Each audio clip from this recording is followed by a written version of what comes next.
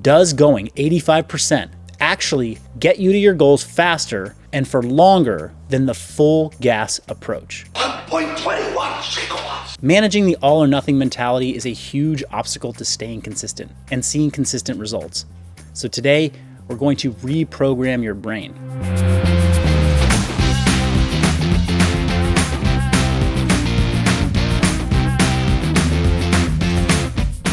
Here's a theme I hear a lot when people tell me their nutrition struggles. I'm 100% strict on the weekdays. Then, the weekends or anything goes. And there's a similar mentality when it comes to training too. I'm focused, dialed in, pushing to the max until I either get injured, burn out, my schedule changes, or I just plain stop. Whether you're all or nothing when it comes to nutrition, training, or both, I'll give you hands-on, practical ways to stop this roller coaster once and for all. Warning, it will feel weird, counterintuitive, and dangerously easy. You will be tempted to tell yourself, there's no way this can work. But stick with me, and your breakthrough could be just around the corner. Let me tell you about a phase of my life that was filled with self-judgment and shame. When I first got into fitness, I went all in. I wanted to be super ripped. And I thought the only way to do this was to diet hard, train hard, and push it on both sides. But I ended up with two modes, totally dialed in and totally derailed. I would flip between them like a light switch. There was no middle ground. I would eat what I thought was perfect for 5 to 15 days. Then I would hit a breaking point and switch off. That off switch was the total opposite. Overeating junk foods, late night snacking, you name it, I was doing it.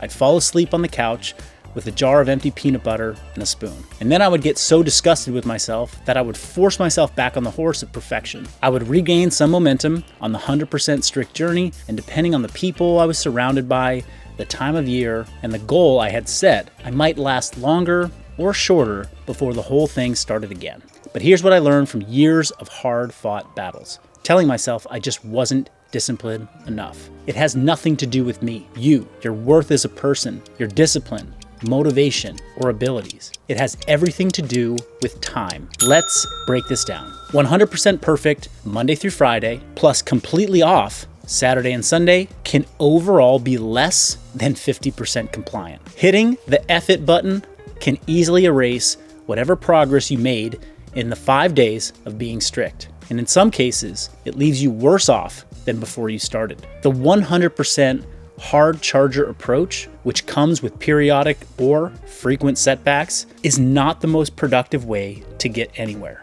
In fact, being 100% super strict with monk-like discipline won't get you as far as an 80% approach. But the reason we're tempted to go super strict is we believe it will get us there faster. I often hear people say things like, the fastest way to lose weight, get abs, or whatever, is to do X, Y, and Z. They usually go on to spout highly difficult behaviors that are unsustainable.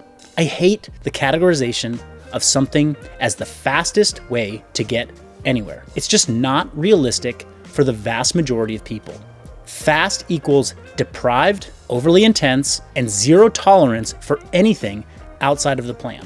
Slow, on the other hand, equals sustainable, moderately focused, moderately intense, with some flexibility in the plan. The reason this sucks is that nobody, and I mean nobody, ever comes to me and says, Marcus, can you give me a solution that is going to be really slow and I will barely notice changes in the short term?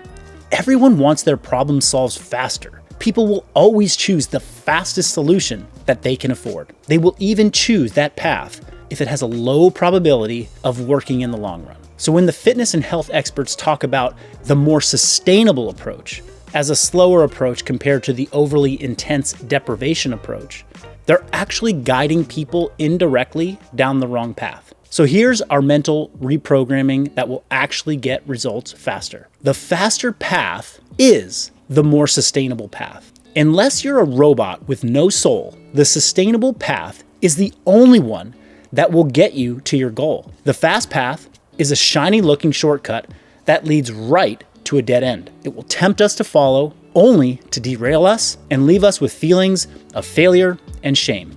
We don't have to be perfect to see results. Research even tells us this. For example, as long as calories are equated and protein is sufficient, people can lose just as much body fat by eating processed foods as compared to clean foods. so you don't have to deprive yourself of pizza for the rest of your life to be successful. Additionally, the research shows time and time again that training within 1 to 5 reps short of failure generally leads to as much muscle growth as training all the way to failure in hypertrophy settings. I know what you're thinking right now, but there must be some marginal benefit to excluding pizza and training to failure. My answer to that is maybe. Perhaps training to failure gets you 1% more muscle, and perhaps excluding pizza means you avoid the slippery slope of overeating such yummy foods. But let's consider the more likely scenario. If you train to failure over and over again, you risk injury and potentially overtraining. The 1% potential of getting more muscle will be negated by the need to take time off from training due to injury. Now I have some homework for you to try. And if you've been an all or nothing person for a while, remember, you are free to return to that approach anytime. But if you want to break the cycle, let's put the research to the test. Does going 85% actually get you to your goals faster and for longer than the full gas approach? If you take a risk and dedicate yourself to this sort of path, I believe you can teach yourself that you don't have to be perfect to get the results that you want. Here are a few ways to try it. Daily indulge. Incorporate food that you love every day. At first, you might be scared that you'll go crazy with quantity. You can try to limit that by having a set portion that you'll have, like 1 square of dark chocolate each night, or a cup of your favorite cereal for breakfast alongside your eggs and fruit. But if you have it every day, then the fear of it being gone forever will vanish soon, and you will remain more motivated to follow the plan the other 85 to 90% of the day. Don't skip your daily indulgence. Next is training intensity. If you're a habitual train to failure person, then try this out. Pick 1 day a week that you're going to push yourself to failure.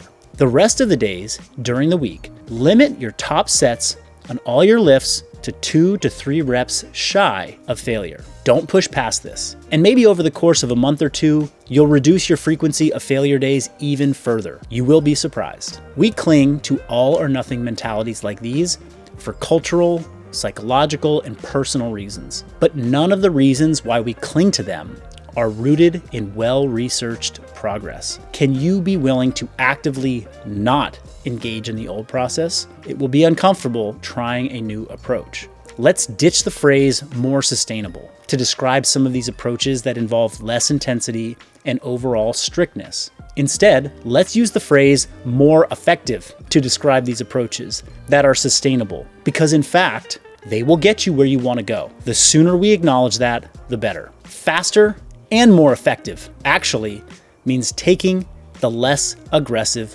plan. I'd love to hear your thoughts in the comments below, especially if you try this out. And if you need more structure, check out the links in the description to explore what functional bodybuilding has to offer.